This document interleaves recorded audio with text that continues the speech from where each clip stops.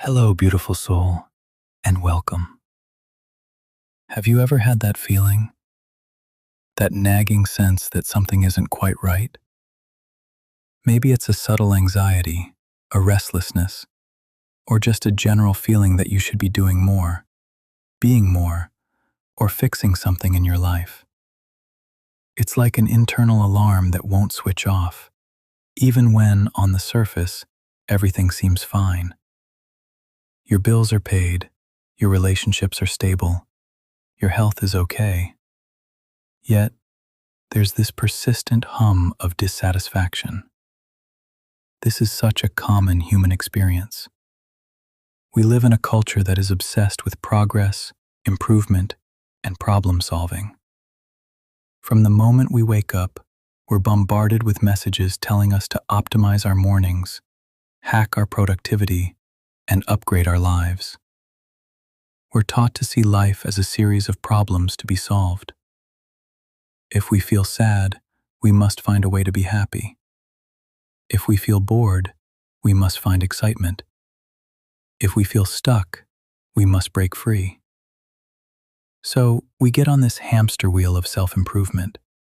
We read the books, we listen to the podcasts, we set the goals, we make the vision boards.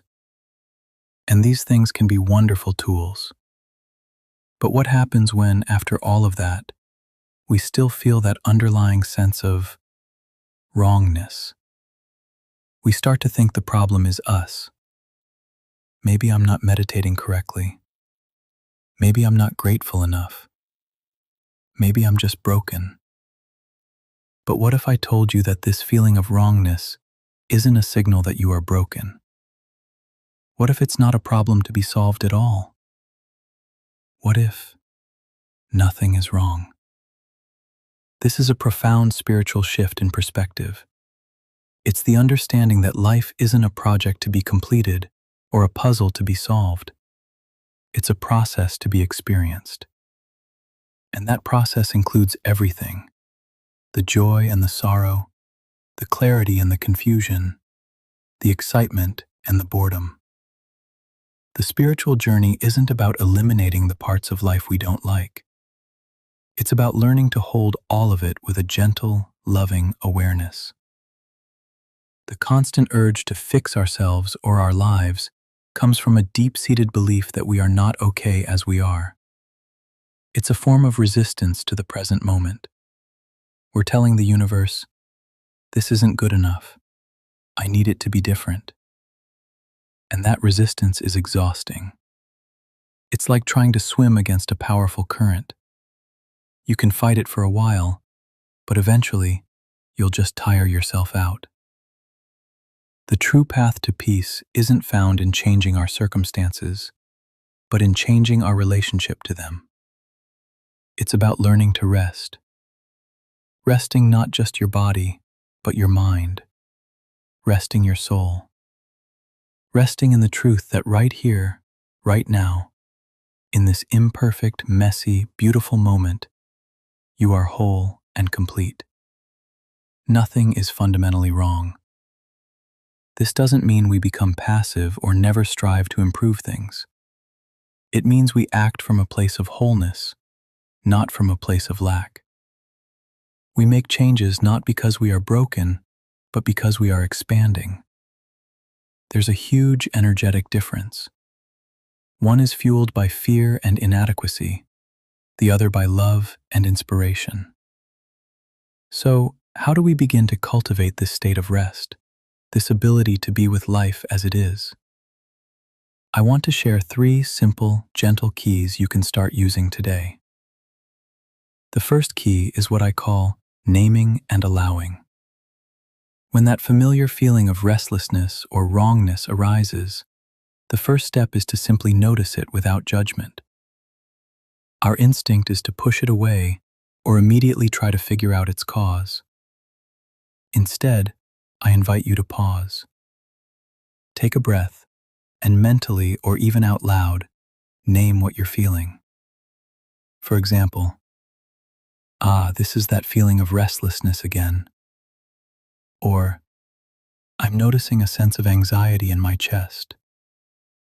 Just naming it creates a little bit of space. You are no longer consumed by the feeling. You are the one observing the feeling. After naming it, you practice allowing. You say to yourself, "It's okay for this feeling to be here right now. It is welcome." You don't have to like it. You just have to allow it to exist without fighting it. Imagine you're a big, spacious house, and this feeling is just a visitor. It might make some noise. It might be a little uncomfortable, but you know it won't stay forever. You don't have to kick it out. You can just let it be. By allowing, you take the fuel out of its fire. Resistance is what keeps these feelings stuck. Allowing gives them the space to move through you and eventually move on. The second key is all about embracing the present moment. This is a practice of grounding yourself in the simple, sensory reality of the present moment. When your mind is spinning with stories about what's wrong and what needs to be fixed, bring your attention to what is undeniably true right now.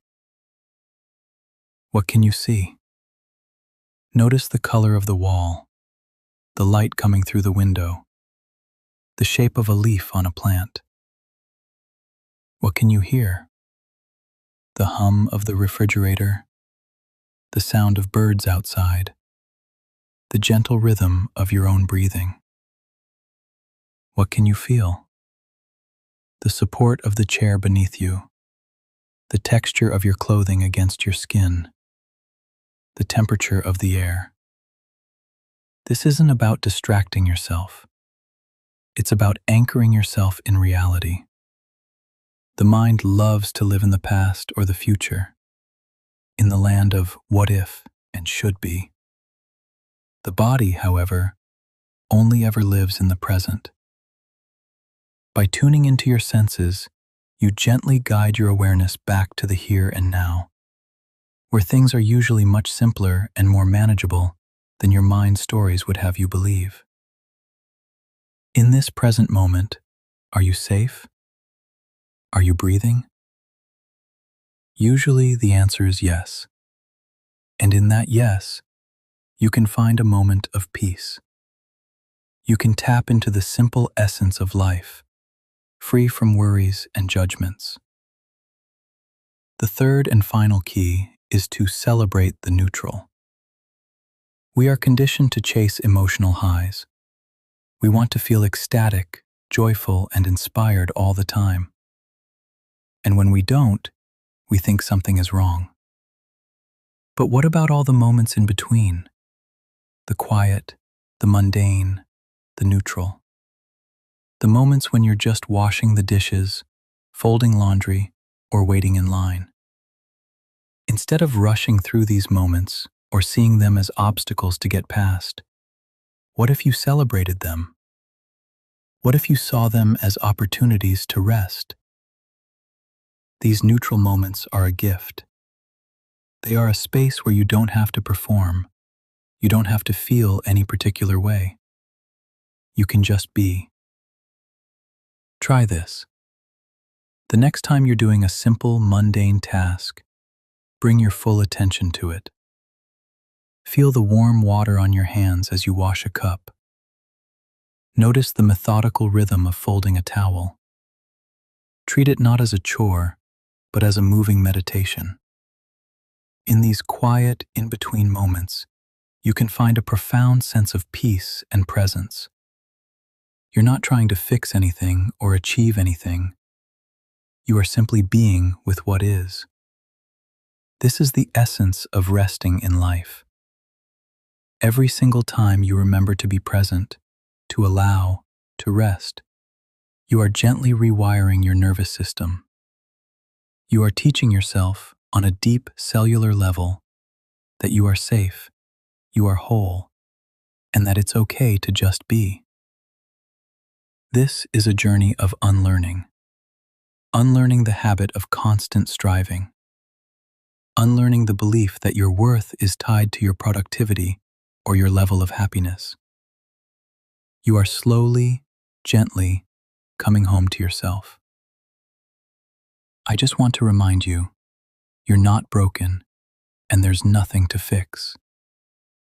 That feeling of wrongness is not a personal failing. It is a collective symptom of a world that has forgotten how to rest.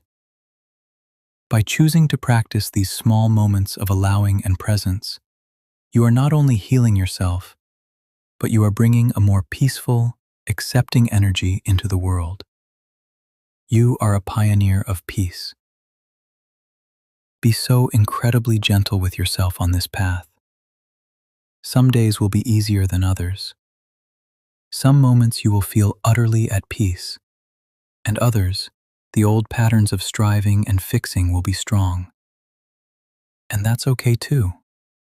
Just notice it, allow it, and gently guide yourself back to your breath, back to this moment. You have everything you need, right here, right now. Thank you so much for sharing this time and this space with me today. Your presence is a gift. If this resonated with you, I'd be so grateful if you'd like this video and subscribe to join our community. Take good care of your beautiful self.